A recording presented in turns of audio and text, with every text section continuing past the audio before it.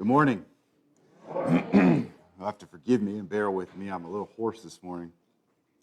I think it's just the allergies. All the time, yes. God is good. All the time. And all the time. God is good. Praise God. What a blessing it is to have all of you here this morning, to see your beautiful smiling faces. And thank you for those of you who are tuning in online. We have a few announcements I want to start with, and you'll see in your bulletin a few things. Firstly, this is an invitation for Caleb and Amber's wedding shower that's coming up August the 24th. From 3 to 4 o'clock, it'll be in the fellowship hall. We've invited the whole church, so please come out and be a part of that glorious event. These were put in your bulletins, I believe, last week. The Global Conference is inviting all laity to come out for an event. There's 3 different dates that you can register for. If you just are interested, you can let me know. There's a couple locations to go to. But it's to help us be equipped for the ministry through Holy Love, which is the theme from our general conference, our annual conference. Bam. There is an enlarged invitation of that, copy of that, on the bulletin board outside, next to it, outside doors. And there's some at the back. Which one? The invitation to the conference. Okay. There is a larger version of this printed and put out on the bulletin board. So for those of you who need a bigger visual for it. We have more music printed out, put in your bulletin. In case you haven't caught the memo, we want you to sing along. Okay? I don't care if your voice is hoarse like mine. I know you all are beautiful when you join together and sing. So please, one for the chorus and one for the benediction. One is for following our time of prayer, and the other is to conclude the service. Inside your bulletin, there are more announcements for what we have going on this week and in the coming weeks. Something I wanted to point to, one, for those who are part of the worship committee, we will be meeting today at 4 o'clock. August 17th, be very soon, we're going to be blessing backpacks. The kids will be going back to school on the 18th. Bless you. It's very early. But we're going to give a blessing to all the students in their backpacks, so please encourage you to invite students that you know to come, bring their backpacks, place them on the altar, and we'll pray over them as a church.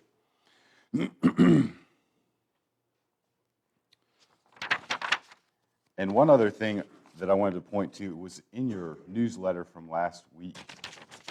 But at the very back, our confirmation class is starting September 7th. It's going to be taking place during the Sunday school hour. It's not just for the youth. For those of you who are interested in learning more, I know it's been a long time for many of you, went through confirmation. But if you're interested, I would encourage you to come and be a part of that. You might learn something that maybe you've forgotten or something new. So that'll be taking place at 10 o'clock, starting September 7th. It'll be a 6-week program. Sure. Sure. Have the confirmation classes changed at all from United Methodist to Global? I don't know. It's been a long time since I went through confirmation. We have taken the catechism documents that they gave us, which is Christian formation, foundation of Christian understanding based on our theology as Wesleyans, and that has been turned into the confirmation. Okay. So we'll talk about who is God, who is Jesus, who is the Holy Spirit, what is the reason for the church, so all the foundational understandings that we have with a Wesleyan theme in that. So, again, might be things that you have forgotten about. So I think it would be good for anyone, and if there's enough interest, we can maybe do something at a different time for more people. All right. Are there any more announcements this morning? Yes, ma'am. I just want to mention, new neighbor, is it neighbor food night? Is that what we're calling it? Yes. On the 27th of August, that last Wednesday, I think 27th is right. So our Sunday school class is doing that, again this time, and we're doing, Mexican is the thing for food tonight.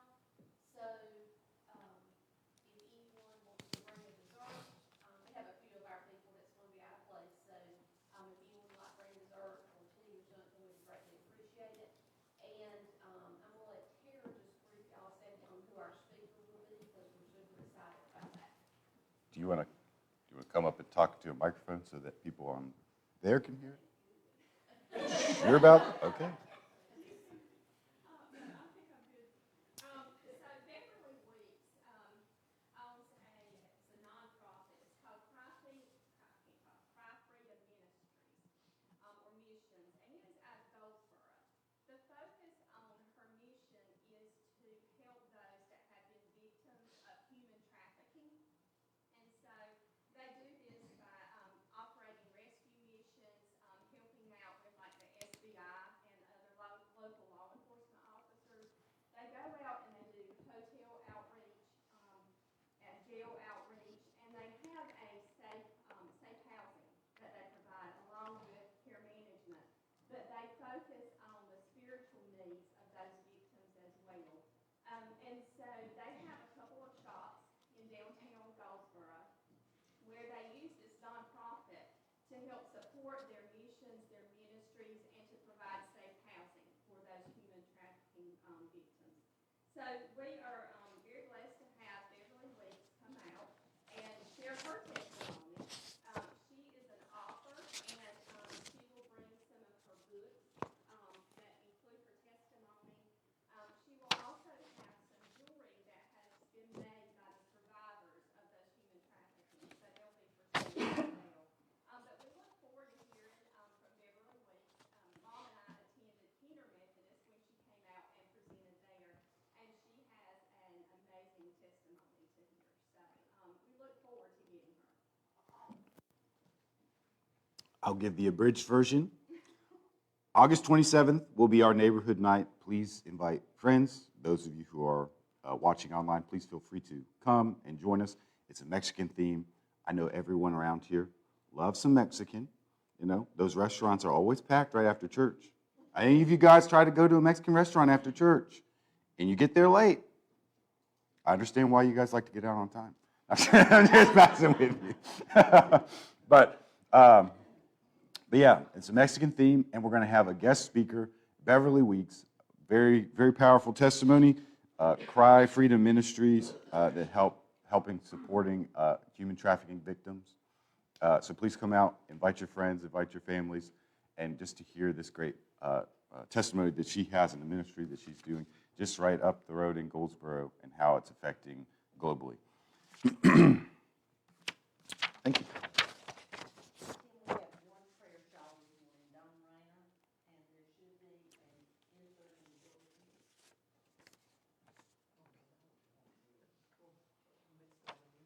Yes. And we'll be coming forward here just shortly to pray over this prayer shawl as well. Would you please bow your heads with me? Holy Spirit, come, fall fresh on this place, Lord. Fill us up. Open our hearts and minds. Reveal to us the areas in our lives we need to give to you freely. We ask all these things in Jesus' name. Amen. Would you please rise for our call to worship?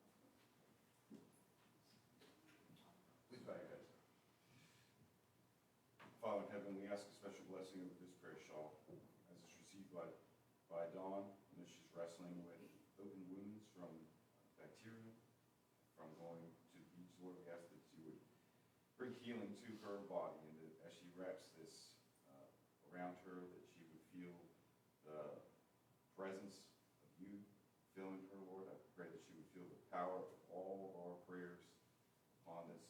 Lord, I pray that you would just help to bring healing and help to relieve any worries that she or her family has, Lord, any anxieties. God, we come before you as people redeemed by the blood of Christ. And still, we're in need of your sanctifying grace. We confess that too often we have turned fasting into formality, worship into routine, religion into something safe and distant from the cries of those who are broken, Lord. But you, oh Lord, you call us to something deeper, to loosen the chains of injustice, those who are oppressed to be free, and to share our bread with those who are hungry. Lord, we pray that those among us who are weighed down by heavy burdens, those who are sick and grieving, who are anxious and lonely, restore their health, Lord. Comfort their hearts. Lift their eyes to your mercy. Those whose faith feels fragile, renew their trust in your steadfast love. God, we intercede for our community. Where there is division, bring reconciliation. Where there is poverty, provide third through your people. Where there's spiritual darkness, Lord, shine a light that is Christ. Use us, Lord, not as spectators of your kingdom, but as instruments in your hand, repairing what sin is broken in homes, in hearts, in our land. We lift up our nation and leaders, grant them wisdom and courage and to act justly, to love mercy, and to walk humbly with you. Let the witness of the church be so radiant with love and truth that even those far from you would be drawn to the light of Christ. God, pour out your Spirit upon us. Break our hearts, but what breaks yours. And give us courage to act. May our worship today not end with benediction, but continue in how we live, love, and serve this week. We ask all this in the name of Jesus Christ, who came not to be served, but to serve, and to give his life as a ransom for many. We pray the prayer that he taught us. Our Father, who art in heaven, hallowed be thy name. Thy kingdom come, thy will be done, on earth as it is in heaven. Give us this day our daily bread, and forgive us our trespasses, as we forgive those who trespass against us. And lead us not into temptation, but deliver us from evil. For thine is the kingdom, the power, and the glory forever. Amen.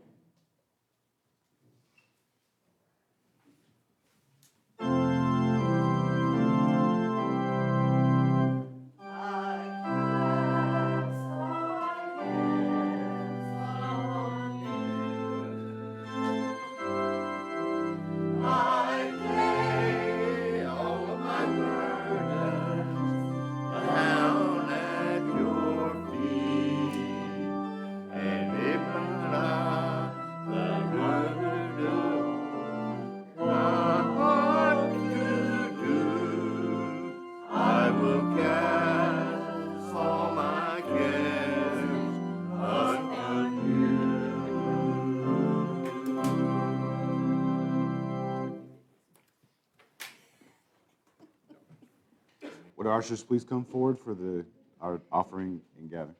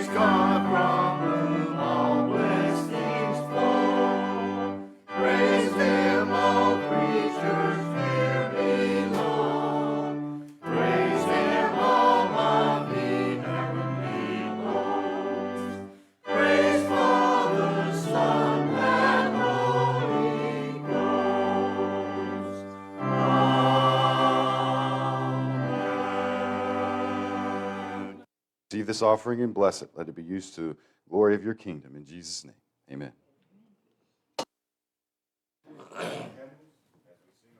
Hymn of praise. Lord, whose love through humble service. Page 581.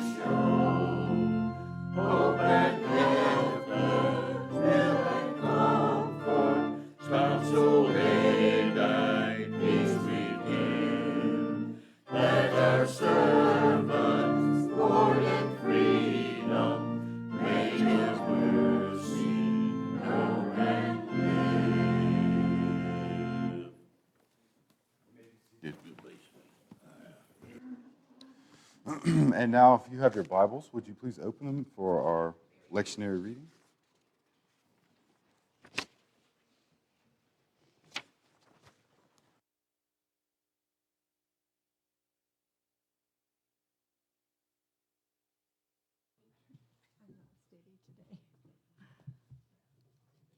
Good morning. Our reading today comes from Psalm 82, 1 through 4 and 6 through 8. And it reads, "It is good to give thanks to the Lord and to sing praises to thy name, O Most High, to declare thy loving kindness in the morning and thy faithfulness at night. With the 10-stringed lute and with the harp and with resounding music upon the lyre. For thou, O God, hast made me glad by what thou hast done. I will sing for joy at the works of thy hands. How great are thy works, O Lord! Thy thoughts are very deep. A senseless man has no knowledge, nor does a stupid man understand this, that when the wicked sprouted up like grass, and all who did iniquity flourished, it was only that they might be destroyed forevermore."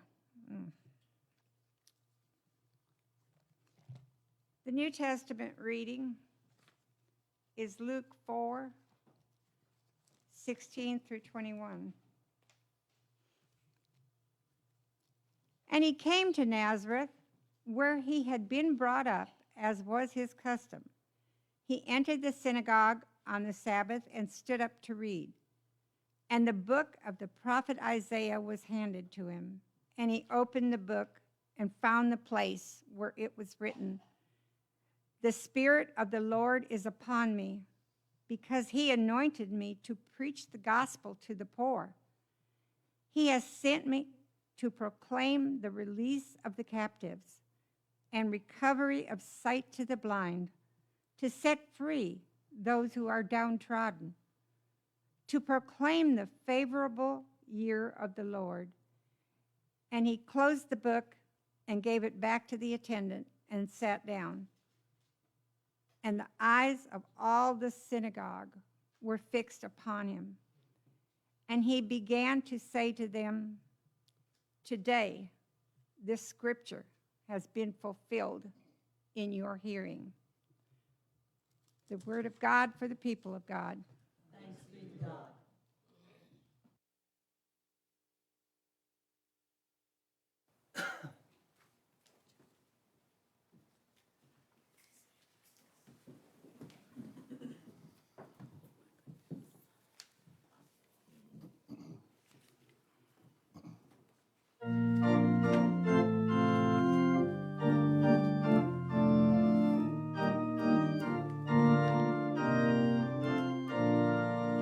What does the Lord require of you?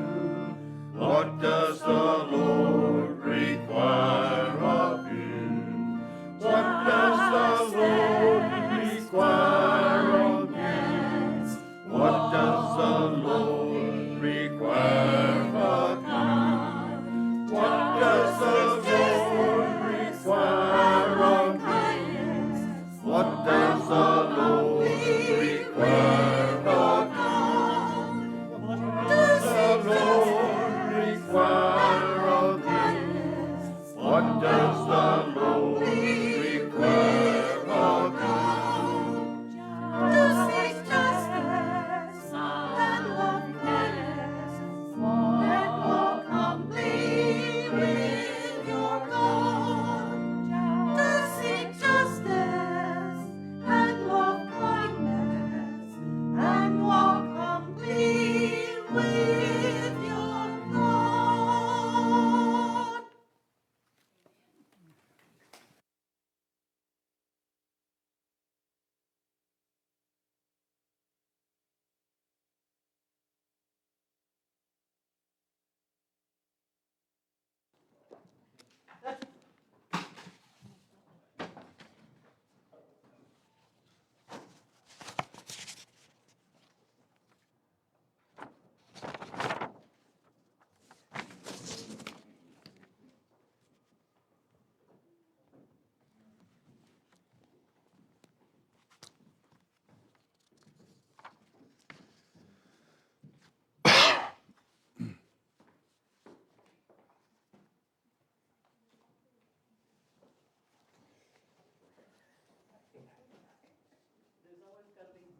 Always one.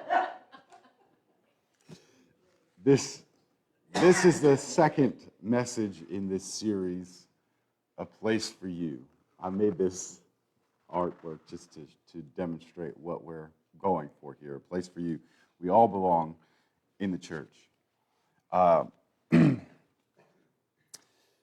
When I was just out of college, I started working in construction. I did road construction, and I was on the grading crew. And that meant we were always the first ones in and the last ones to leave. And when we were building roads, I never knew this beforehand. But much like building a home or anything, you have to start with a good foundation. And where I grew up in northeastern North Carolina is swamp land. And so we would dig down sometimes 6 or 8 feet before we'd get to solid ground to build up from. And I would be in the hole, pointing to the man operating the excavator to go a little deeper until we find that good ground to build on. Those who lay foundations aren't praised. Most of the time, they're very easily overlooked. When you look at a house and you see how brilliant it is, you don't look at the foundation and say, whoever laid that foundation did a really good job. It's often overlooked. But that's what we're doing here. This month, before we move forward, we're building a foundation, our understanding of what it means to be a church that serves and reaches out into our community and loves. And I want to go into what the Scripture tells us. This is not something that is new to the church. The same thing happened to the nation of Israel. And so I thought it pertinent. The message today is about rebuilding what's broken. That's what we're doing. There are people in our community who are lost, who have brokenness in their lives. And it is our responsibility as a church, it is our charge to go and be a witness to the one who can repair what is broken and to see God do it. So we're going to be going through Isaiah chapter 58 today, verses 6 through 12, but I want to start with this question in mind. And this is a quote that John Wesley said, "True religion is not merely orthodoxy or right opinion, but a right heart and life, a life filled with love for God and neighbor. We can come here and we can fill our heads with all the knowledge of the Bible we want, but if it doesn't make its way to our heart, if it doesn't cause us to go forward and act, then it's really nothing." So I want to start by having this question in mind. Do we merely practice religion? Or do we embody the heart of God? I want you to think about this for a moment, because it was the religious who put Jesus on a cross. The Pharisees and the Sadducees were seen as the religious elite, and yet they crucified our Savior. So, are we embodying the heart of God? Now, I want to start by giving some context to chapter 58, because this is a confrontation that's happening between God and the nation of Israel. In chapter 56 and 57, they're being hypocritical. They are being idolatrous. They were worshiping idols, and they were thanking their political partners for safety rather than relying on God. And so they're fasting. They're doing all these religious and pious deeds. And God is saying, are you doing these things to draw near to me? Or are you doing these things to make yourselves look good and gain favor? So that's where we start here in verse 1 of chapter 58, and I'll go through and kind of talk through this. It says, "Cry aloud, do not hold back. Lift up your voice like a trumpet. Declare to my people their transgressions, to the house of Jacob their sins." He's telling the prophet, go and tell them out loud as they need to hear it. "Yet they seek me daily." Okay? They're still in pursuit of God daily. "And delight to know my ways, as if." Now in the NIV version it says they seem to. They seem to, as if they would like, as if they want something from me, they're doing this. "If they were a nation that did righteousness and did not forsake the judgment of their God, they ask of me righteous judgment. They delight to draw near to me." Now, as if they want that. "Why have we fasted and you see it not? Why have we humbled ourselves?" This is the next part. Yeah. "Why have we humbled ourselves and you take no knowledge of it? Behold, in the days of your fast you seek your own pleasure and oppress all your workers." And I think I go through 5. "Behold, you only fast to quarrel and to fight and to hit with a wicked fist. Fasting like yours this day will not make your voice to be heard on high. Is such a fast that I choose. A day for a person to humble himself is to bow down his head like a reed, to spread sackcloth and ashes under him. Will you call this a fast and a day acceptable to the Lord? Now I want to just, you see, why have we done these things and you not heard us? We're doing all these things for you, God. It sounds like, look, if I do this for you, then you are going to do this for me. It's a quid pro quo, right? It's not something that we delight in. We come to God and fast to draw near to you, not because we expect you to do something for us, because we desire to draw nearer to God. We love God. That's the heart behind it. But what they're doing is not. And so God is calling them on this. You're just going through the motions. You're just practicing this piety and expecting me to do these things. Is that truly the fast that I choose? And so we pick up in verse 6. God starts to address, this is acceptable worship. He says in verse 6, is not this the fast that I choose? To loose the bonds of wickedness, to undo the straps of the yoke, to let the oppressed go free, and to break every yoke. Now, the yoke is what you put on the steed as it draws, right? Loosen the chains of injustice. There are people who are oppressed in many ways. We're not just talking about what you would see in the politics side. There are people who have addictions, who have broken families, broken relationships. Those people need help, real assistance. People who are hungry. These are the burdens that we can address with real action, with real deeds. Welcoming people into a community where they feel like they belong, where they feel like they have friendly relationships with people who care about them. A lot of these peoples in our neighborhood feel like they're isolated. They're anxious, they're depressed, and they have no one around them to turn to.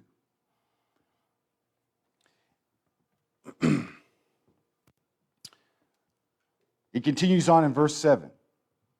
Is it not to share your bread with the hungry, and to bring the homeless poor into your house? When you see the naked, to cover him, and not to hide yourselves from your own flesh. To feed those who are hungry. It's saying here, the first portion of this, Israel is saying, we're doing all these things. And yet we see all of these people who are in need and we don't address it. We're not helping them. We might give them a kind word and that's it. James talks about this too. What good is it if someone is hungry to say, go forth and be blessed, and not address their fleshly needs? In the same way, Israel's being called not to just acts of worship, but to acts of service to those around them, feeding those who are hungry, providing the poor and wanderer with shelter, giving clothes to those who are naked. We cannot turn away from those who are flesh and blood. Now, this says flesh and blood, and you think family. But these are people in our community. Those are flesh and blood. Our neighbors. We talked about the Good Samaritan. Who is my neighbor? People who are around us in need. This is not symbolic. This is practical outworking of grace in our lives. A religion that doesn't move us towards hurting is just, those who are hurting is just false. So what does our true religion require? Well, first, John Wesley said, do all good you can. Do all good you can. Justice is not theoretical. It is intervention on behalf of someone. There are people who we can address their needs. It's possible. Wesleyan Methodists were known for fighting for slaves, for establishing schools, for visiting prisons, not just for gathering in a chapel and worshiping on a Sunday. The early formations of Methodism in America They sought to abolish slavery. Those who called themselves Methodists were asked to get rid of their slaves. Now, I can tell you historically that didn't work, but that was the movement that they went for. I should say more in the South. You understand this is 1700s, so you know history. But starting schools, what we understand now as Sunday school was established as an actual school to educate children. But justice is how we love. It's how our love behaves in a public space. Then love mercy. And I love that song. It comes from Micah, and we'll talk about that. But compassion for those who are broken is the fruit of the sanctified heart. As we draw closer to God in our walk with Christ, we are going to want to. We're going to have a desire to serve those who are lost, who are broken. Mercy welcomes the outsider without a defense. We're not tightened up and tense. I don't feel comfortable around this person. We welcome the outsiders in. We listen to their stories. We want to build relationships with them. And Jesus said, "Blessed are the merciful, for they will be shown mercy." When we are showing mercy to those who are in need of it, God is also pouring his mercy out on us. And finally, Wesley said it this way: a servant of God should be gentle towards all, apt to teach, patient in bearing with wrongs. Now, this last piece, which is linked to what the song they sang for the anthem was, Micah 6:8, is walk humbly with your God. This life is not powered by willpower. Now, many of us, we can have little willpower for a short time, and then we're easily overcome by our own desires. But when we walk with Christ daily, we find that we have something greater in us. That is the Holy Spirit that encourages us, that gives us the strength to overcome the fleshly desires that we have. Humility, it keeps us from being prideful, especially in our religion. If we're not looking outward, we're just being self-righteous. And it opens our hands to serve others. This true holiness is not being separate from the world. It's being sent into the world to show God's love. So now we get to the promise, which is given in verses 8 through 12. So first, verses 6 and 7 is saying, this is what a true fast is. These things that we do.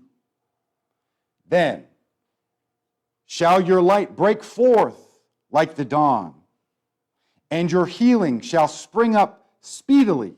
Your righteousness shall go before you, and the glory of the Lord shall be your rear guard. Then you shall call, and the Lord will answer. God promises revival and renewal for those who are actively seeking and serving Him, those who are lost. This is not a performance. These are true acts of justice and mercy for those who are broken.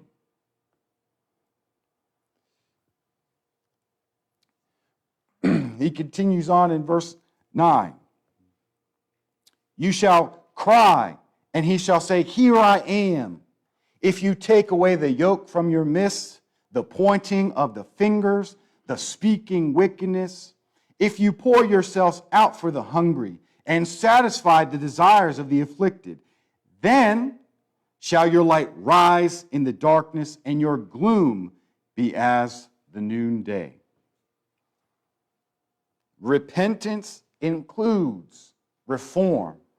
If we are actively serving those who are oppressed, it says those who are hungry, those who are afflicted, then our light will shine in the darkness.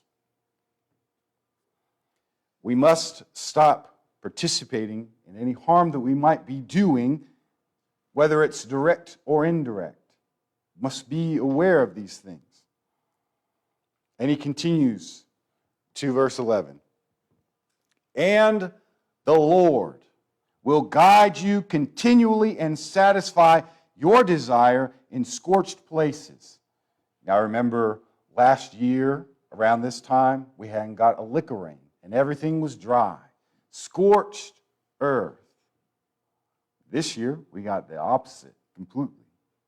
But he says, and make your bones strong, and you shall be like a watered garden, like a spring of water whose water do not fail. Now, we've had a lot of extra water this season. But you know what it's like to have a well-watered garden. It's lush. It's flourishing. Everything is coming up green and bountiful. And that is the promise of the Lord for those who are not only seeking to love Him, but being His hands for those who are lost, those who are broken. Now, friends, I said this last week. There are a lot of people who are hurting. And they've been hurt by people like you and me who come to church every Sunday, who say they speak as members of the family of God. Those are the ones who we want to reach. And then there are those who have never heard it. And those are also the ones we want to reach. We want to share this gospel message that we have received. That amazing grace that we sing about. How great is it that we have received this? It should be exciting for each and every one of you to want to share this goodness that we have received. Everybody points to eternal salvation on the other side of this life. But in this life, it is great. It is great to have a God who cares about us, who wants to be in relationship with us. He's not aloof and absent. He is with us in the midst of the trials, in the midst of the hurting. God is present. Amen.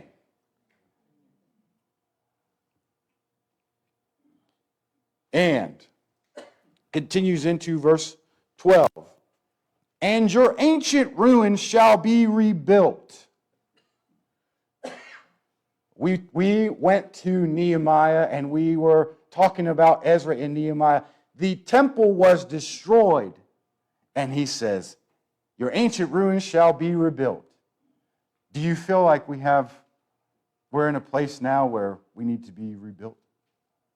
Do you feel like we can see God move and rebuild this place? Yes? Yes? Yes. It will be the Lord. It will be the Lord who does it. We are faithful to serve Him and to be His hands and feet, to love the members in this community. And the Lord will rebuild the ruins. You shall rise up the foundation of many generations. Countless generations that Dwight could name that have come before have built this place. Have built this place. You shall be called the repairer of the breach, the restorer of the streets to dwell in. God will show up, and He will do amazing things. All we have to do is be faithful to serve and to love. He's tasked us to love our neighbor. And we can do that in practical ways. Our identity in Christ, not just believers, but repairers. We help to restore what sin, what suffering, and what false religion has broken. Now, we get to the application. How can I apply what I've just learned to my life? What does it all mean if I can't bring it to action? Firstly, we must examine our own hearts. Have we traded costly compassion for safe religion? Are there places in our lives where ritual has replaced mercy.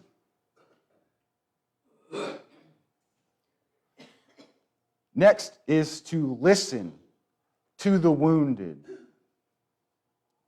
There are many people who have been hurt by those bearing God's name. They say Christians are hypocrites because they say Jesus loves you and they treat me this way. Our response is to humbly listen to how they've been wounded and to seek to repair and let the Spirit repair what has been broken. And finally, engaging in tangible repairs. Not just talking, but doing. Who do you know that feels pushed out of faith, of the church, of our community? What injustice in your community needs attention? Many of you see things that you say, that's not right. That's not right. The challenge is this. Begin with one act of mercy this week. One. That's it. Each of you, one act of mercy. That's like 35 acts of mercy right there. I'm not asking you for a lot. One. Each of you. Now, I want to ask everyone if they would bow your heads and close your eyes. Bow your heads, close your eyes. No peeking now. All right. If you've ever been hurt by the church or religious person, would you quietly raise your hands?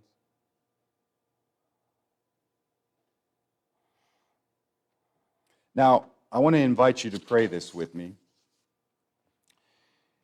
Jesus, I've been wounded, not by you, but by those who spoke in your name. Today, I bring those wounds into your light. Heal me where I was hurt. Restore what was broken.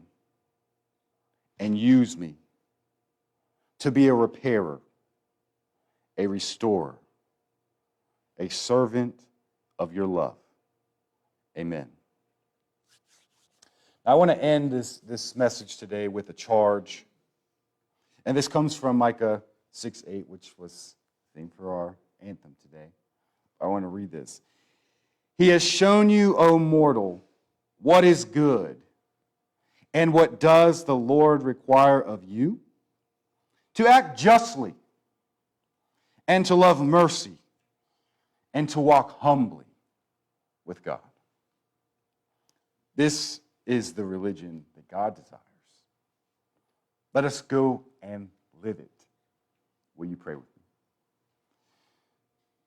Father, you have called us to be your hands and feet, Lord. I pray that you open our eyes. Give us eyes to see those who are in need around us. Lord, break our hearts for what breaks yours and compel us to love in tangible ways so that we might display your glory in this dark world.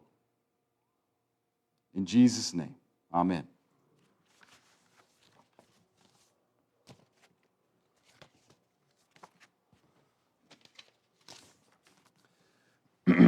Would you please rise as we sing our closing hymn? There is a balm in Gilead. It's 375. Verses 1 and 3.